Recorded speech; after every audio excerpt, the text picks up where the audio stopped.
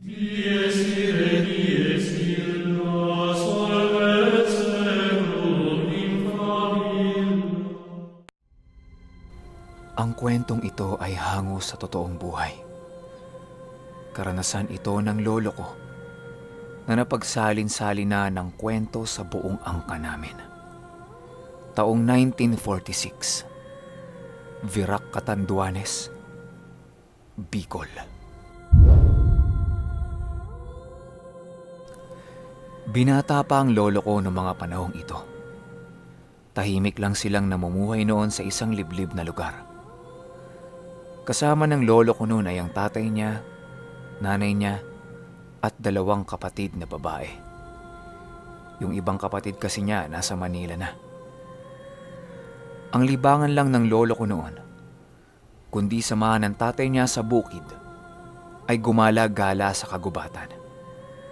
Ito kasing mga panahong to wala ka talagang ibang gagawin kundi mag-aral, mamukid, kumala, at kung ano-ano pang mga gawain noon na tanging mga lolo at lola lang natin ang nakakaalam. Isang hapon nung tapos nang mamukid ang lolo ko at ang tatay niya, ayon sa kwento sa akin, meron daw nakita ang lolo ko na isang lalaking napakatangkad at nakahawak daw ito sa puno ng sampalok. Yun daw kasi ang paboritong tambayan ng lolo ko noon. At yung lalaki daw na yun, parang tinatawag daw siya. Itinuro ng lolo ko sa tatay niya yung lalaki. Pero pagharap nilang dalawa, wala na daw yun doon. Hindi na lang nila pinansin parehas yun at umuwi na lang. Habang kumakain daw sila ng hapunan nung araw din na yun, meron daw nakikita yung lolo kong sumisilip-silip sa pintuan nila. Malalaki daw ang mga mata nito at kulay pula. Ayon sa kanya, napakatangkad daw nito at sumisilip-silip ito sa itaas ng butas ng pintuan ng bahay nila. Noong una akala ng lolo ko aswang daw ito. Kaya binulungan niya ang tatay niya at iniabot niya ang ginagamit nilang itak.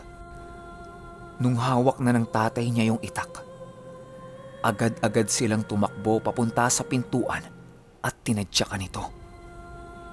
Pagbukas daw ng pinto, wala daw katao-tao at tanging mga kuliglig lang ang naririnig nila. Bumalik sila sa pagkakaupo at tinuloy ang kanilang paghahapunan. Wala pa daw 10 segundo, bumalik na naman daw yung mga matang nakasilip sa lolo ko. Tinitigan na lang daw niya ito at di kalaunan bigla na lang nawala. Kinabukasan tumambay ang lolo ko doon sa puno ng sampalok. Habang nakatitig daw siya sa langit, meron daw siyang narinig na malaking boses. At ang sabi nito ay, Kaibigan, huwag kang matakot sa akin. Matagal na akong nagmamasid sa iyo. sa gulat ay bigla daw bumalikwas ang lolo ko. At paglingon niya, isang napakalaking lalaki daw ang nakita niya. Kulay ginto daw ang buhok nito. Pula ang mga mata. Napakagandang lalaki daw at ang higit sa lahat, wala daw yung hiwa na nasa pagitan ng ilong at labi nito.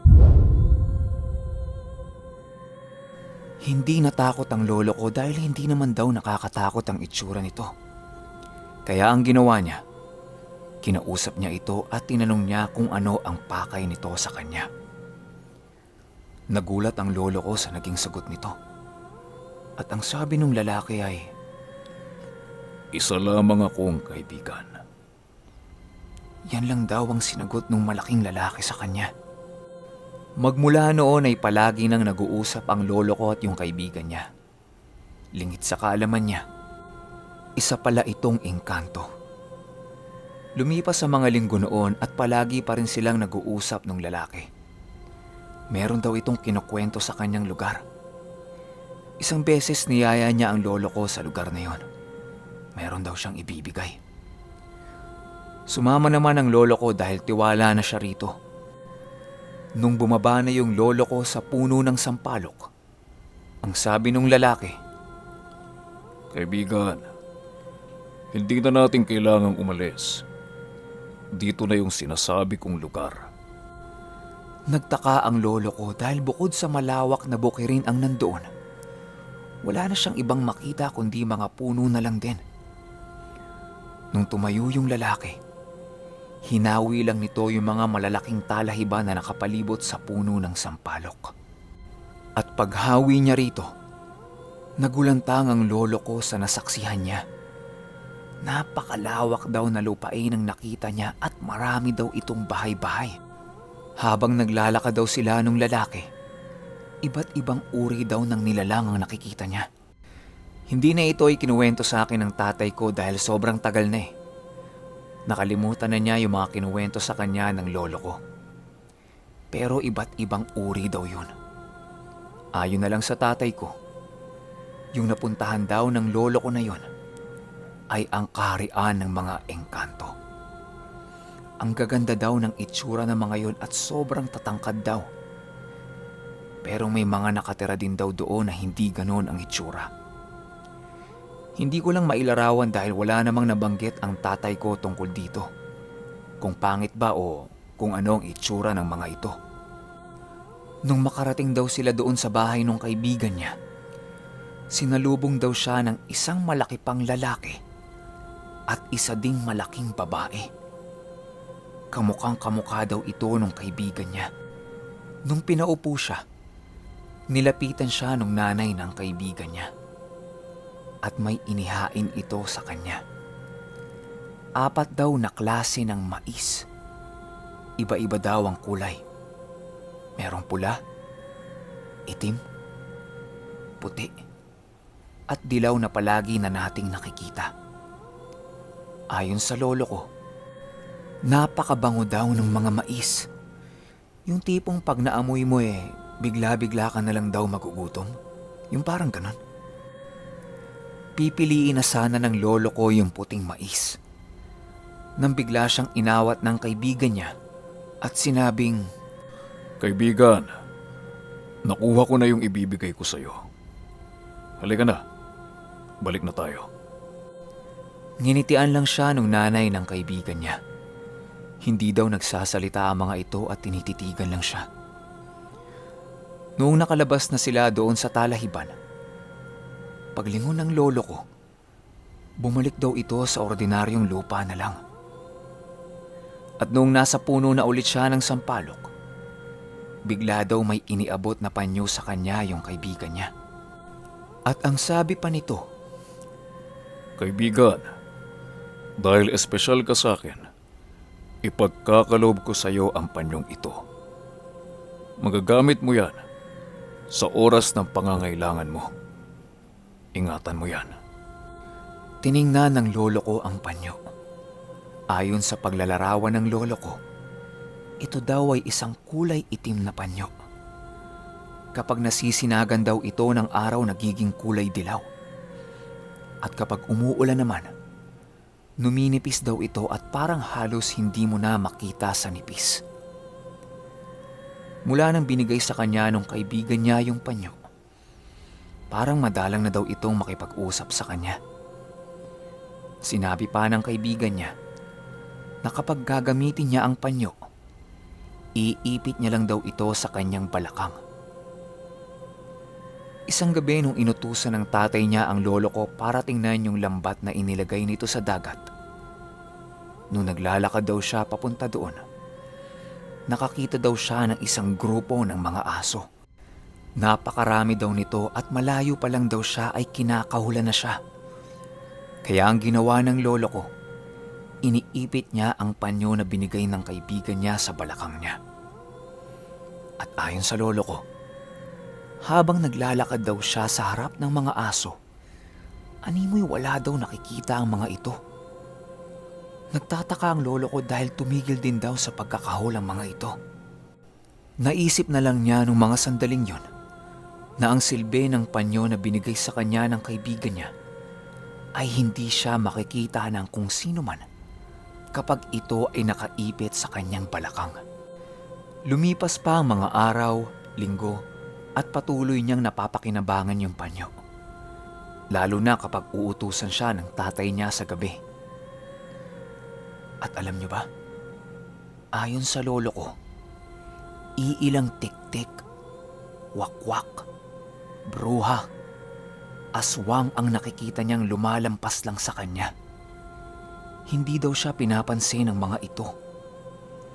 Hindi naman natatakot ang lolo ko dahil alam niyang protektado siya ng kaibigan niya. Hanggang isang araw, noong natutulog ang lolo ko, iniwan niya ang panyo na nakapatong lang sa unan niya. Kinuha ito ng kapatid niyang babae. Dahil sa itsura nito, akala ng kapatid niya ay labahan na. Kaya ang ginawa ng kapatid niya, nilaban ito. Mula nung nilaban ito ng kapatid niya, ang naging mga kapalit nito ay nawala ng bisa yung panyo. At ang pinakamasakit na kapalit nito, yung unti-unting nawawala sa pagkatino yung kapatid niyang babae. Hanggang sa bumalik ito sa pagiging isip bata. At tuluyan nang nawala sa pagkatino. Sabihin na lang nating nabaliw yung kapatid ng lolo ko. May mga insidente daw na bigla na lang itong sisigaw, iiyak, tatawa, tatakbo sa puno ng sampalok, yung mga ganun daw. Magmula din nun, hindi na nakita ng lolo ko yung kaibigan niya. Ilang taon lang din ang lumipas, kinuha na siya ng mga kapatid niyang nasa Manila. At doon ay may mga nakilala siyang manggagamot. At ayon sa mga manggagamot na nakwentuhan niya ng karanasan niya, halos ang iilan daw sa mga yon ay meron ding parehong-pareho ng karanasan niya. Pero ayon sa mga manggagamot na yon, yung iba daw na nakaranas niyan ay hindi na nakakabalik. Kaya silang mga nakaranas na nakabalik ay mga maswerte daw. Marahil ay namangha kayo sa naging karanasan ng lolo ko.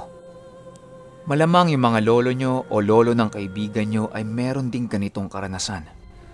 Lalo na yung mga pinanganak sa kadulu-duluhan ng probinsya.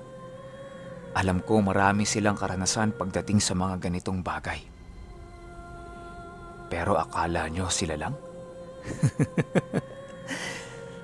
Abangan nyo ang kwento ng kapatid kong si Ella.